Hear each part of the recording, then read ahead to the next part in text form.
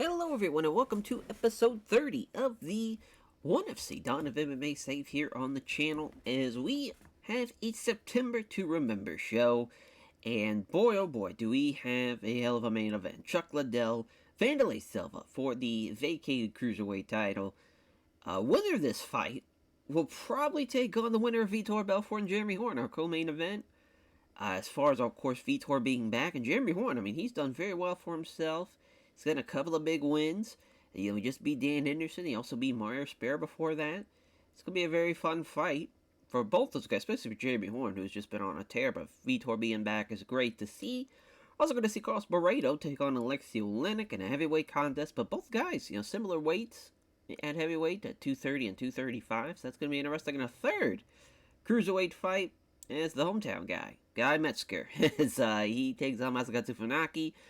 As for Mezger, looking to beat a shockingly still very, very prominent figure in Masakatsu Funaki. How that has been in OneFC. For Chuck in Wanderlei, of course for Chuck, he is 3-0, all by knockout. Guy Mezger, Allen goes, Kazushi Sakuraba, all three wins have been good fights, and he brings it obviously every time. Very, very fun guy to have in the title picture. And for Wanderlei Silva, he was 2-0 before he got signed up to Pancrase. He only beat Naoya and Manoa, so it's not like he had the biggest of wins. And really, since he's been in Pancrase, he really hasn't even fought the toughest of opponents either. But of course, you see here, he has never reached out of 6 minutes of a fight. Kind of crazy. Kind of crazy. He is the axe murderer for a reason, and he is doing just that. So that's going to be a very fun fight. For Vitor Belfort, again, another guy that's coming back after being gone for so long, and he was undefeated until he lost to Kiyoshi Demora in Pancrase. Another guy that doesn't have a bad fight on his resume. His wins, though, were way more impressive because he actually beat the former champion in Rickson Gracie. When he got signed, basically that's when the belt became vacated. And for him to have to come back and not be in the title picture is kind of weird, but also, he just lost to Kiyoshi Demora. So, we also could, I guess, technically have Kiyoshi Demora fight the winner of Chuck Liddell and Wanderlei Silva. Really just depends on how all that plays out. But that's going to be an interesting fight to see for Carlos Barreto and Aleksei Oleinik. Barreto 8-2, 3-2 in Pride FC. And one, Pete Williams, of course, had that win over Pete in his last fight. Had the Heath Herring win, but it was because of a cut. Would love to see that run back. I know Heath Herring, he's going to be fighting. I want to say he's on the Ohio show. He's actually going to fight Mark Kerr, so that's a huge fight for him, actually. But if he loses that fight and Barreto wins this fight, not a terrible idea to run it back again. For Aleksei Oleinik, though, of course, he's had a bit of a rough go, but again, he's fought some very tough guys. He actually finished Heath Herring, and he beat Pete Williams with a rear naked choke as well. But man, Mark Kerr, he got knocked out by Mark Kerr, got knocked out by Barnett, or they got knocked out by Randleman, rather, and then he just lost by decision to Barnett. Not a great run, but he's fought some very, very tough guys. I mean, all these guys are legitimately top 10 heavyweights, all of them that he's fought and won. So I think Carlos Barreto is his, I would say, the matchup I would expect him to be the favorite in. We'll take a look at the odds once we run down Mezger and Masakatsu Funaki, because Mezger is 3-4 in OneFC, 6-4 overall. Yeah, he did lose to Chuck and Frank Shamrock, but he did beat Minoru Suzuki. He's beaten Vernon White, Macaulay Yukin. You see the wins, not that great. Everybody that he beat is gone here in OneFC. But all those fights, I mean, it's either good or decent. Either way, when he gets in there, kickboxing background, taking on somebody like Masakatsu Funaki, a catch wrestler who, of course, just beat Frank Shamrock, leg locked him in the 4th round. And he got knocked out by Dan Henderson in their fight. He beat Boss Rutan, which, well, that was crazy when he beat him with the leg lock in Osaka. Just wild. Absolutely wild. But he's basically been fighting once a year for us. But this is the second fight of the year, though, as far as after 1996 when he fought 3 times, but once for one in Pancrase and UFC. Just wild. It's crazy. He beat Renzo Gracie, too. And he's I believe, one of the few men who's beaten Murilo Bustamante as well. So it's just wild to think how much he has done. And he's still only 30 years old. Hell, he might even, if he could beat Guy Mezger here, we might move him down to middleweight and let him see what he can do against Murilo Bustamante. He's beaten him in the past. Not a terrible idea. I know Bustamante's kind of in a weird spot because he just fought Carlos Newton, who had to move up from welterweight to middleweight to fill in for a short notice fight. Evan Tanner, then Evan Tanner ended up losing his next fight, so it's all over the place as far as from that regard. But Chuck and Wanderlei, very close fight on the betting line, minus 130, minus 110. Undefeated fighters. A crazy fight. Crazy fight. Hawaiian Kimbo background, of course, for Chuck. Muay Thai background for Wanderlei. A crazy fight. An absolutely crazy fight. Vitor and Jim Roy, another close fight. Minus 110 both ways. No team, though, for Vitor, which is definitely going to be a mistake. Of course, a crazy Jiu-Jitsu Academy for Jeremy Horn, and that has really benefited him. But, man, I don't think Jeremy Horn's got the striking to compete with Vitor. I think Vitor's going to knock him out. Aleksei Oleinik across Barreto. Actually, a very close fight again. Minus 110 both ways. Again, I have a feeling that Aleksei Oleinik's going to look like the better fighter tonight and get the win. And there we go. So, I mean, this is the fight with the biggest odds difference on the main card. And, I mean, he's a favorite, but it's not crazy. Masakatsu Funaki at plus 280 is not a terrible idea. He's a great submission fighter. He's the better grappler. The way Mezger's going to win this fight is by knockout. But he is, of course, a part of the Lions Den, so he should have some training in grappling. For our prelims, though, Gary Goodridge and Pete Williams is a fun-ass fight. Both guys are just absolute assassins in there. Gary Goodridge, of course. He's been either getting knocked out or he's knocking guys out. That's what he does, and we love him for it. He has not had a winning streak yet. If he does win tonight, though, he will, because he just beat Brian Johnston. For Eldora Pete Williams, though, man, he was on a little tear there for a hot minute. But now he's lost 2 in a row, both by rear naked chokes. And I don't think he's going to get choked out tonight, so he should be fine. He's only been knocked out once, and that was by Pedro Hizzo, who's an absolute unit in there anyway. So, this is a very fun fight. That's a great main event of a prelim. Yves Edwards and Takanori Gomi, that's going to be a great fight. 2 tremendous lightweights. Pretty much the winner of this fight has a really good shot of getting a title fight within the next 2 fights for him. For Yves Edwards, the Thug Jitsu master, coming off a little losing streak right now. He got choked out in IVC. He lost to Ramiro Sato. He made it to the 4th round, but ended up losing. Nonetheless, for Takanori Gomi, he beat Naoya Uematsu in his fight debut, which also he ended up knocking him out in the 3rd round, which is not the most impressive of wins.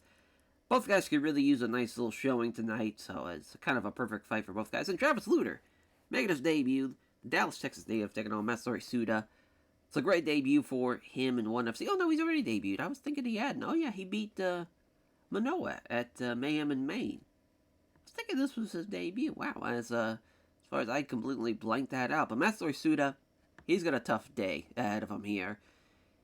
Just fought Royce Gracie in June. He lost to Royce. He did beat Manoa as well. He choked him out. This Paul Herrera win is just hilarious because Paul did absolutely nothing for us. That's not a bad fight, though, in 1FC, so there's a positive. It should be a good fight. And then for Naoya Ogawa, taking on Gilbert Yvel. This fight here, I mean, both guys are 1-1 in 1FC. Obviously, just Ogawa's only fought in 1, but Yvel has fought in a couple of different places. Judo versus, Muay Thai / Dutch kickboxer. He lost to Jerry Bolander, an icon, which is kind of crazy. Because obviously Jerry Bolander is not a heavyweight by any means. He got knocked out by Simi Schilt in the 1st round. But he has the power to end the fucking fight. Obviously, in Icon, it's weird because obviously Icon has, fights that go over 20 minutes. And it's basically a 1-round, 30-minute fight. So you can't really say he's never been out of the 1st round, because obviously he has been if it was a normal setting. But at least for our promotion, it would be like at the beginning of the 3rd round, that Manabu Yamada fight, had it been split up like it does in 1. But for us, still, he's never been out of the 1st round. That's a huge difference for Yvel because I think he's going to be able to put Ogawa on the map with his striking. He lost to Paul Varlins by decision, of course, in this debut. He did beat Brian Johnson in the second fight at Mayhem in Maine. So as far as 2 great performances as well for him. I mean, we've put together a pretty good card as far as fight experience. Maybe there's not the biggest of names, but there are a lot of undefeated guys on that main card.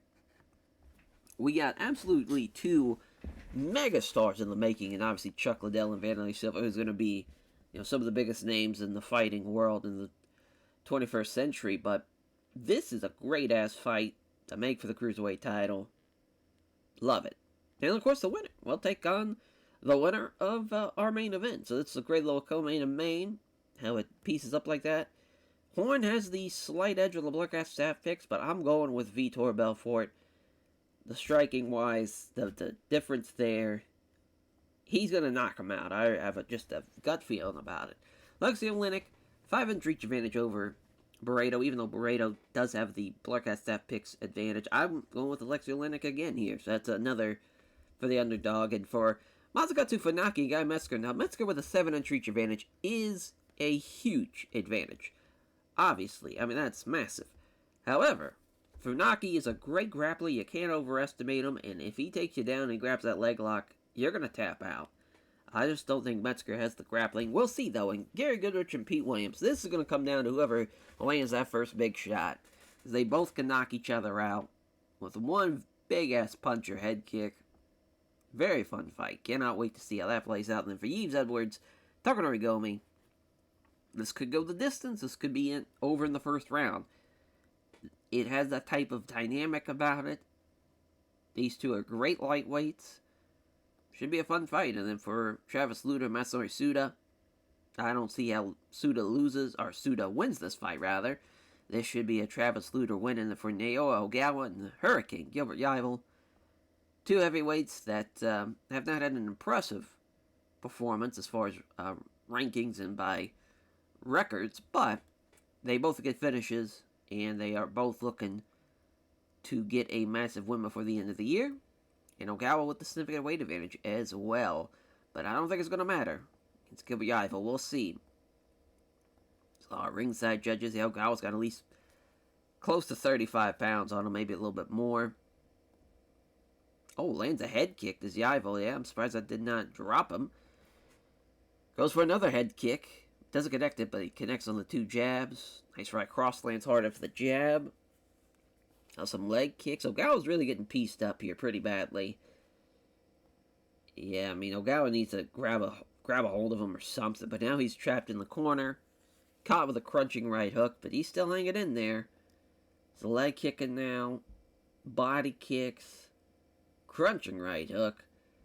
Lord have mercy, he's back into the pocket, a right cross again. There we go, Ogawa gets the takedown, so he has now got him potentially in a bad position, but he scrambles. And Yvel ends up coming out on top, holy shit. Yeah, Yvel's able to just get side control now. This is not gone the way that Ogawa needs it to go. This has been brutal. Obviously, Yvel is in control, but he didn't drop him or anything, but he did piece him up really, really bad. Right cross lands hard. Another 1-2 to nice right that lands hard. But I think Yvel's going to tire himself out, and yeah, he's going to get caught into the clinch. Judo throw, there we go. That's exactly what he needed. It's another scramble, though. Oh, he's got a waist lock.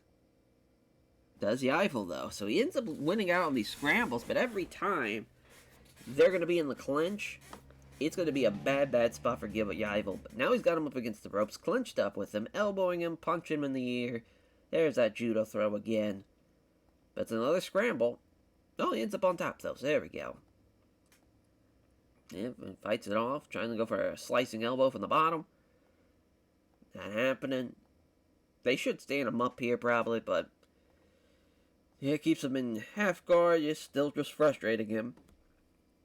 Yvel might have tired himself out by going for those big-time shots in that first half of the fight. We'll see if he's going to be able to keep it going, but it's not looking like it. There we go, there's a 1-2, but Ogawa gets the takedown, even though he's completely drained. He's got side control now, he's got mount, oh my. Nasty looking punches coming through. Now he gives up his back. Some more big shots And that's got to be it after he's got the hooks in. Oh my god, Yvel's fighting it off. Still fighting it off. Crazy. Crazy how Yvel's been able to hang on here. Yeah, Ogawa gets both hooks in again, and there we go. He gets the submission victory. Crazy comeback for Ogawa. That did not look great for him, but he survived the storm and got that submission victory in the third. I mean, Gilbert Yvel's definitely going to be kicking himself, but at the same time, he gave him everything he could. Ogawa was just a big motherfucker, and he was eating those shots. Travis Lutter, of course, the Dallas native, looking to get a big win tonight. Doesn't either of them with a 1-2. Getting a hold of him now. Pushing him down the ropes, potentially. Now he's looking to take him down. Yeah, now Travis Lutter is in control. Knees him, trips him. Got his back. Oh, boy, both hooks in. That's got to be it. Wow, defends it. Oh, my. Defended him twice now. Yeah, I mean, Travis Lutter's not doing a whole lot. He's got both hooks in, but Suda's going to hang on, and this is another one that should have been separated to let him stand up. Not a great round by any means.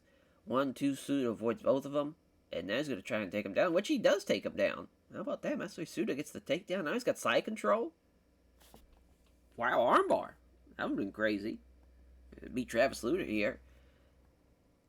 Blocks attempt to full guard, trying to get the mount. It's a scramble. And it comes out on top as Lutter. So we're back with Lutter on top. Oh, they actually get up, and now it's a takedown attempt. Suda gets it again. Scramble, bad idea. And Suda gets side control, now looking for mount, another scramble. Travis Lutter might have tired himself out here with all this wrestling, and this is exactly what Suda wants. But again, he's trying to fight out of it, but Suda's doing a really good job of maintaining control, staying on top. I mean, he's swung the fight back to it being a bit of a neutral fight, and maybe even swinging his way as far as momentum goes. There's a right hand, though, from Lutter. Caught him with a clinch now, trying to take him down. He can't do it. Now he's going to trip him. No, that doesn't work either. Oh, my. Now they break apart, and yeah, just, it's going to come down to who wants it more at this point, because I think both guys are pretty much tired from all the grappling. Another trip, though, from Suda, and trying to go for that armbar. Not happening. Armbar from the bottom, that's not happening either. And Travis Lutter is terrified, I think, right now. Went for the scramble. Lutter's got him behind him. I mean, he just can't get the takedown. That's crazy. At his back. Now he's got him against the ropes. Hey, he sweeps him there. Armbar from the bottom. Nope.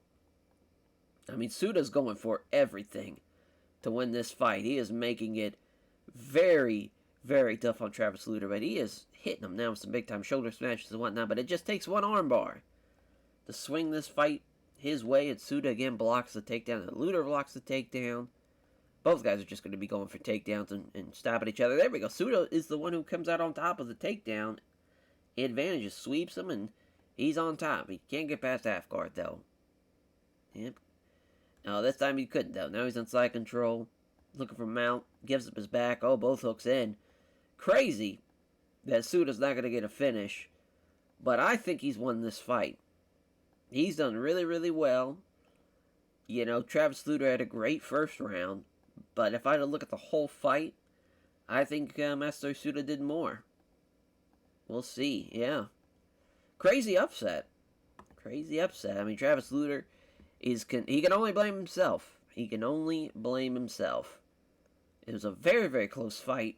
Strikes-wise and whatnot, takedown-wise. He had just better passes. He was doing stuff. He swept him. He couldn't get the submission, but he was going for him. He was trying to win the fight. Can't blame him one bit. And Thug-Jitsu Master, Yves Edwards, Takanori Gomi, the Fireball Kid. So here we go. Ringside judges. See what the Woodlands, Texas native can do. Edwards misses the shot. 1-2 from Gomi, fails to land as well. Counter jab. 1-2 from Gomi, fails to land. Nice right hand. Nothing but air on the big left. Two left hands exchange. Two jabs. Left of the body fails. Left cross from Edwards. Nice two jabs and a left hook from Gomi. Liking the combinations. Went for the head kick, potentially. Oh no, it was a spinning back kick. But he didn't land it, and Gomi now then lands a right jab, but the left hand's blocked. Oh, nice jab and a left roundhouse kick to the body. Great left hook from Gomi. Straight left hand from Takanori. Gomi countered him now, and here comes a jab and a right hook that's ducked, though, from Yves Edwards. Again, going for the big shot, but Gomi is able to attack and counter with a good left hand, but Gomi's getting tired already. Right jab, big jab, or I think a big jab, yeah, big left hand that follows up, misses. Right jab, disconnecting the left hand. Counter jab, 1-2, doesn't land either blow. Left hand exchange. Oh, nice little body shots here for the roundhouse body kick. Left hand off the counter. Nice little left hand. Counters the left hand with a left jab and a left roundhouse kick to the body. Gomi left hook. Blocked though. Left jab comes up short in the body kick. Jab getting at the left cross. Yeah, this is pretty much what we thought was going to happen. This is going to be a pretty evenly fought bout. And oh wow, Gomi actually shot in for a takedown, but yeah, that's not going to happen. Going for a sweep now. That also doesn't happen. Great round for, I would say, for probably Yves Edwards more. He's tired out Takanori Gomi a little bit more. But Gomi's still fighting on. Oh my, caught him with a head kick. Doesn't land anything damaging, though, after that. Nice left roundhouse kick to the ribs. Again, I think Yves Edwards, the way he's throwing in striking combinations and body kicks and head kicks has been well. But there we go. Gomi gets the takedown. But Edwards already burst into life, but he's going to get caught into side control. I mean, Takanori Gomi's pretty much already on E, which is not great. I know he's already fought for 15 minutes, but that's still kind of crazy. Still kind of crazy. Yeah, Leo Aeon stands back up, and here we go. Went for the jab, missed it. Oh, nice little spinning kick to the body. Doing his thing. They step in, left kick to the rib cage. Nice jab, and a nice left hand that's over on the gloves.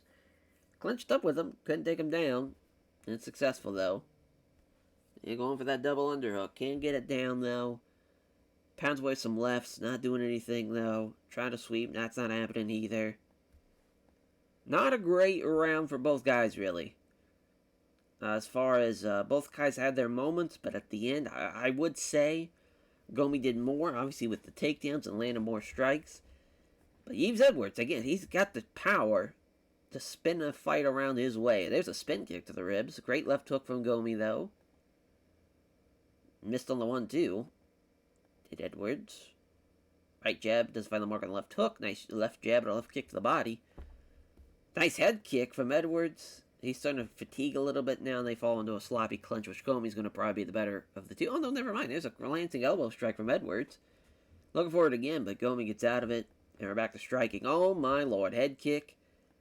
Again, it's crazy that these head kicks have just been eaten by Takanori Gomi. And there's a 1-2 with a jab and a left roundhouse kick to the body from Edwards. He's landing big shots. He just cannot drop them. Went for the 1-2, landed the jab, but didn't hit the right hook. There's a 1-2 here as well from Gomi. Now, Takanori Gomi's completely gassed. I'm sure Yves Edwards is completely gassed, or at least close to it by now. Nice straight right hand that lands hard. Left jab doesn't hit on the body shot. 1-2s from Gomi. Great right hook from Gomi. There's a 1-2 from Edwards now.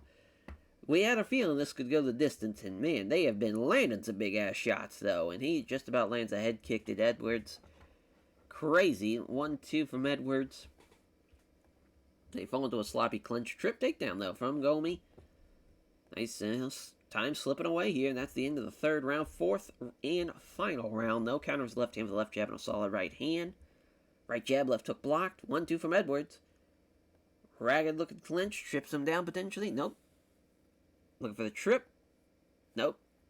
Looking for it again. No, again. Not happening. This time Gomi's in control and he trips him right back down. So he's the better grappler for sure out of these two. And Edwards is in big trouble, though. He's on his back. He's probably losing this fight. Not a lot of time left. They do stand him up, so that's going to help him out a little bit. But Gomi says, fuck that shit, we're going right back down. Clinched up with him and tripped him. But gets pushed out of the guard.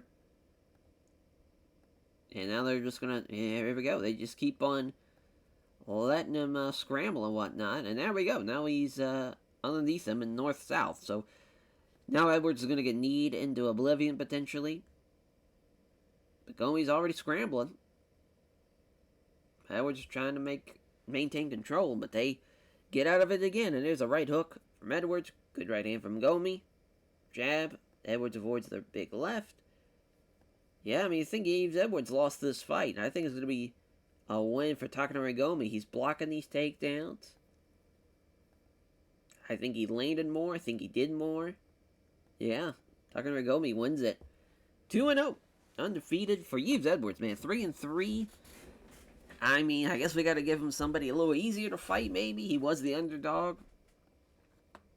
But, man, at one point I thought like he was going to be a top 5 lightweight in the division. Now I'm not so sure. It's not looking too hot for him. But our main prelim bout, is Kyle Chris, who's our referee for Goodridge and Pete Williams. Now this one, if this goes the distance, I don't know what we're going to do. I went for the big time counter. As he slipped past the right hook with a jab and right cross, missed it though. Nice 1-2 from Goodridge with a counter. He's got the reach advantage. Right cross was blocked though. Missed with that 1-2 to Pete Williams. And 2 counter left hands. Oh man, went for the vicious right hand. Did Goodridge. And he's trying to go for that big time shot. Not able to land it though. There's 2 jabs on the right hand from Williams. There's a right cross from Goodridge. Oh boy. Nice 1-2 from Goodridge off the counter. Gets counter with a nice right hook from Pete Williams now. Now Pete's going to try to clinch up with him. Got him against the ropes. Knees to the thighs and knees to the stomach. Now a hard stop. It's crazy. They're going to probably go into the second round. This has just been the exact opposite of what we hoped for. Nice counter here, though, from Pete Williams. Again, caught him with a quick left hook. There's a quick left jab and a right cross from Goodridge now. Pete's going to shoot in on him. Not going to happen, though. Goodridge stops it, but they're going to get him against the ropes. But again, he's getting out of it. And now Goodridge's talking shit. Probably saying, I would stand here and fight. Clean right hand. They meet in the center again. Left jab, right hand, taking on the gloves. Oh, there's a 1-2 from Goodridge. His first time in the second round. And he lands the big right hand to start it off. Counters with the right hand does Williams. Nice 1-2, though, from Goodridge. He's still landing these big shots. But so is Pete. Here's a left jab and a right cross. Clean right hand from... My God, Goodridge comes in.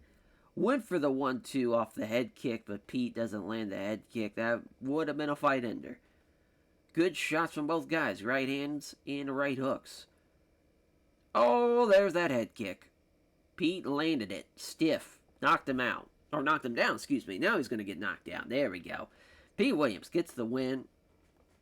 That head kick, I mean, it could just change a fight if he can land it. And he did just that. What a win.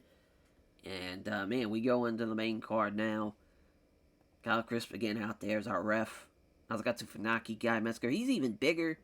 Okay, I was going to say, Funaki being bigger than Mezger is crazy. But yeah, Guy Mezger is going to be probably for fighting around 215, maybe even 220. Funaki comes in, at least trying to come in. But he knows that a big-time shot can happen. Shot in, doesn't get it, but he's going to get him against the ropes. And now he's going to take him down. This is exactly what Funaki needs and wants. If he can get a leg lock here, would be impressive. But Kyle Chris is going to stand him back up. Nice big right hand from Mezger. 1-2 from Mezger. Missed the vicious right. Caught him with the right hook, though. There he go. Knocked him down. He's going to finish him. Oh, never mind. Metzger's going to go for the arm triangle. What a mistake. He is not going to win via submission. I don't see that happening one goddamn bit. But he's going for it. And he's standing back up. Went for the head kick after the left lands. Right hand on the body.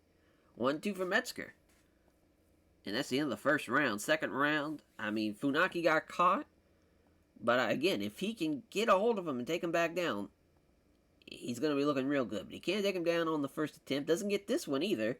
Trips him there. Finally gets that takedown. But again, he's not able to get any type of submission really going. And even Mezger ends up winning out in a scramble. So now Funaki's in big trouble. On the bottom. Oh, there we go. Sweep. No, not happening. Went for it again. No. Stands the back up. That's a nice right hand to the body. Yeah, again, Masakatsu Funaki. He's not getting the initial takedowns, but any time he gets him against the ropes, he takes him down. Oh, the clinch. But again, just can't really do anything with it.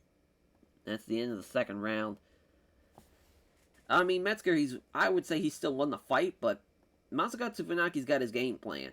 And if he goes for submission, instead of trying to land shots and trying to scramble or whatnot, it isn't going to work. But, again, if Funaki's able to do something, it's got to be now with these submissions. But now Mezger's got him against the ropes and he's teeing off on him.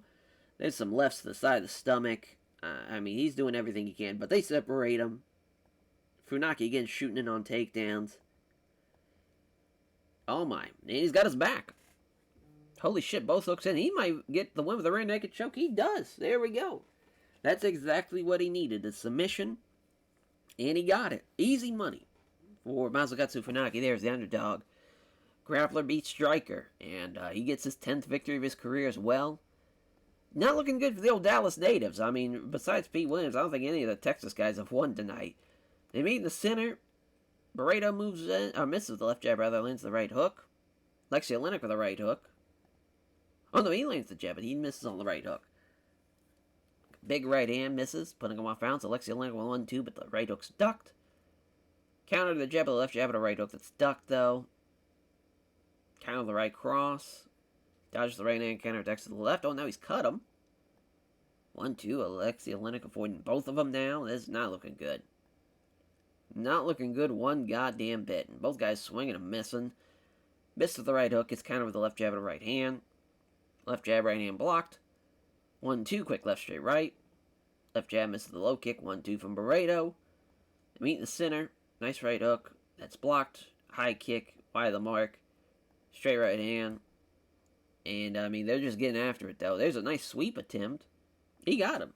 And he's got his back. Can't get the body triangle. He's still going to go for it, though. Now he's got both hooks in. Oh, boy. Barreto's in trouble. Yep. Flat him out. There we go. The boa constrictor gets it done. That's why we made this fight. We knew he was going to be able to potentially out-grapple him. No way he's fighting Pedro Izzo. That's a crazy fight to make. Pedro Izzo probably be fighting Josh Barnett, to be honest. As Vitor Belfort, Jeremy Gumby Horn, our next fight here. Jeremy Horn completely ignores the touch of gloves, and that's going to probably piss off Vitor here. He lands the body shot. Jab misses. Nice left hand to the body. Vitor striking is just going to be ungodly here. And he's landing all these quick punches. Lands a nice right hook to the ribs. Yeah, he pissed off the wrong one. Now he caught him on the feint. Left hook to the body again. 1-2 here. I mean, Jesus Christ. I cannot believe Jeremy Horn has not been dropped yet. He's been getting fucked up. Now he gets caught with a great left hook off the counter. Now he's in the pocket. Lord have mercy. A straight left hand. Avoids the jab. Back into the pocket. Left jab. Left hand to the body. He's doing everything right. Jab. Left hand. Perfect. Perfect stuff from Vitor Belfort. Now he's going for a leg kick. His Horn, trying to get something going, but he is... I just can't believe it. There's a left cross that lands hard after the jab. Nice left hook to the ribs. I mean, I'm surprised his body hasn't shut down from one of these body shots. How he hasn't been dropped entirely. There's a 1-2 from Belfort off the counter. Vicious left cross. There we go. He knocks him down. Looking to finish the fight. He's going to hang on, though. But he definitely rocked him and dropped him and was beating him up real bad. But now, Jeremy Horn looking for the soccer kick to the head, but Vitor's able to spring back up. So somehow, Jeremy Horn has survived the onslaught. Oh my lord! Jeremy Horn slammed him at the end of the round. What a exclamation point for him on the round, but he's definitely still losing this fight. Unless something crazy happens. There we go, another takedown though. Jeremy Horn might have survived the onslaught. Went for the Kimura. If he would have got that Kimura, that would have been crazy. They're going to stand him back up. Belfort with the right cross. Missed on the right hook. It lands a 1-2, though. Or at least went for the jab. The left hook's blocked. Left cross from Horn. He has somehow found the second win here. Belfort is just shattered. And now Jeremy Horn's going to slam him again. Holy shit. Leg lock. Insane. Absolutely insane that Jeremy Horn might get him out here. Oh no, he's got his back. Not enough time, I don't think, to get... Oh my god, he's gonna fucking try to ground and pound him. What a crazy fight this has turned into. Left kick to the body. Jeremy Horn again getting these takedowns. And he's able to out-grapple him. It's just wild. Now he's got mount. Both hooks in. Yeah, that's it. Holy shit, Jeremy Horn. What a win, and what a fucking comeback. I cannot believe he survived that onslaught, though. That was insane.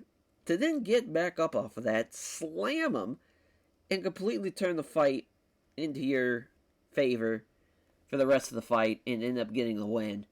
Crazy. He's going to fight the winner of this fight. It's a cruiserweight title on the line. Ringside judges here. Here we go. 2 away where Punches goes, but he lands on the low kick, and Liddell sees it coming, though. Checks it easily, so never mind, doesn't even land it. Nice kick to the body from Chuck. Left jab, right cross. Chuck with a good right hand off the counter. He's doing a good job, but I don't know. This is going to be tough. Obviously, counter-striking is definitely going to give him a lot of great shots. But he landed a glancing blow with a high kick. If he would have landed that high kick, that would have been tough. But Liddell with a good one, too. Oh, Liddell again. Left jab, right hook. The counter-striking. Oh, my lord. A head kick from Chuck. Knocks down Wanderlei. And he's going to finish the fight and win it all. Great stuff from Chuck Liddell. Can't believe that was only rated decent. He literally head-kicked the motherfucker to win the Cruiserweight title. He beat an undefeated Wanderlei Silva, but he does it. You know, we have a new Cruiserweight champion, and him and Jeremy Horn are going to be fighting for the belt. Kind of crazy we had all finishes again on the main card. Good stuff. Good stuff. Yeah, 64 on the critical rating. I feel like they didn't give enough respect, though, honestly, for that main event, but that's okay. Increase the popularity in some of the regions. Yeah, performance bonuses. Yeah, we'll give one to Masakatsu Funaki. Pete was great. Gomi, Suda. Yeah, that'll probably be it. Sorry. Ogawa. Actually, Ogawa, yeah, it was a fantastic fight. Way to come back from it. Yeah, we still make $300,000. Not bad. Not a bad night at the office. As that will do it, though, for episode 30. We have a new Cruiserweight champ. Joe Hurley's with us now. We finally signed him. We've been looking to see how he does after his debut loss against Yves Edwards. Well, that went the distance, and now he's won 5 in a row. Feel like it's a good time to bring him in. See what he does in that lightweight division. But yeah, the October card. No title yet on the line. Again, we're going to have 2 title fights, though, potentially, on the Brazil card. I think we're going to have Bustamante fight. Definitely not Andrei Simonov, but we're either going to have him fight Paulson. Well, probably not Paulson, since he already beat him, but we're thinking as far as right now to try and get him a good fight. Maybe even Masakatsu Funaki even. Let Funaki drop down. It is a couple of months away, but he should be okay. A couple of guys are getting ready because we just have a lot of guys out right now. It's kind of our main thing because it's kind of crazy that it's that close, and yet we really don't have a whole lot of fights to make, unfortunately, because yeah, Matt Serra could defend the belt, but it'd either be against a losing streak Carlos Newton, which I don't want to do, or just an immediate rematch with Matt Hughes, when of course we saw Matt Hughes get knocked out by Matt Serra. And that fight too, it was in the second round, and from what I remember, though, it was obviously an upset, but it felt like it wasn't too crazy of like an upset or anything. He was standing there with them.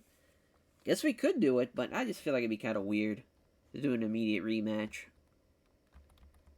But again, though, I don't know who would be, because it wouldn't be Juan Baraga. He's lost to Hughes and Carlos Newton twice, so I don't think that's it. Frank Trigg would be a good option potentially since he's undefeated, but he's fighting Marcelo on the next card, so I just feel like we're just holding out for Matt Serra.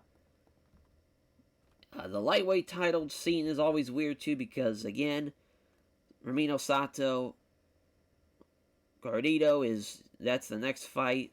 We might do Dean Thomas and Carl Uno here, that way we just know, hey, that's who it's going to be. But we also could do Sean Shirk. Sean Shirk is making that fight kind of close on the betting line. So we have that. going for us. But, yeah, we'll probably actually do that. Why not? We'll keep Dean Thomas, because we might even do Dean Thomas and Matt Serra for the welterweight title, just to kind of see what happens. So we might even do that, actually. Let's try that. Let's see how that would look. Just on paper. Damn, that's crazy. Yeah, because, I mean, I guess he does only walk around at 170. Let's see. Because, I mean, Dean Thomas, obviously he did fight at welterweight later on, but that, yeah, of course, that is the UFC's welterweight and not really our welterweight division, but yeah, I mean, max weight's kind of crazy at 155. We'll have it be 170, that way that's his max weight. And then we'll have his minimum weight be 150. I feel like that's fair. There we go. Yeah, because now at least he could fight at 170, and I think that's fair. Comes in, not going to cut weight or anything. His wins aren't the greatest, but desperate times again call for desperate measures. Because really, Barnett's not ready to defend his belt either, so it's kind of what we got to do. We might even do just Dean Thomas and Matt Hughes. Oh my god, yeah, that's probably not a good idea. Or Dean Thomas and Carl Stewart. That's a fun fight. Yeah, fuck it. Why not? There we go. So yeah, we might it might just be Heath Herring and Mark Kerr as the main event. It's not looking too hot. We might also move the Bustamante fight up, but I doubt it. And Simi Schilt, though, and Gam McGee's going to be a crazy fight. Those two giants. We got Gam McGee now, and yeah, that's going to be a crazy fight. 20th Century Showdown will be, of course, the start of the year 2000, and it will be in Osaka, so that's going to be fun. But yeah, kind of wild to not have a title on the line, but at the same time, we got to play with the cards that we've been dealt with, because really with Barnett, of course, he just beat Pedro Hezzo, did Don Fry. We'll give him that. So he probably should fight Josh Barnett again. But I don't know, though, because he is still 48 days away from recovery, so that's definitely not going to happen in this year. So yeah, it's not looking too good on having a title fight in 1999 at least. But Mark Coleman is back, so we could do something with Mark. But also Mark, I don't think he's ready to fight just yet. Cause yeah, he's also got 2 months. So, yeah, it's not looking good. Not looking good. Of course, new champ for Chuck. Him and Jeremy Horn make that fight. And yeah, that will do it though for this episode. As we'll catch you guys next time for 1 October in Ohio. Take care, everyone.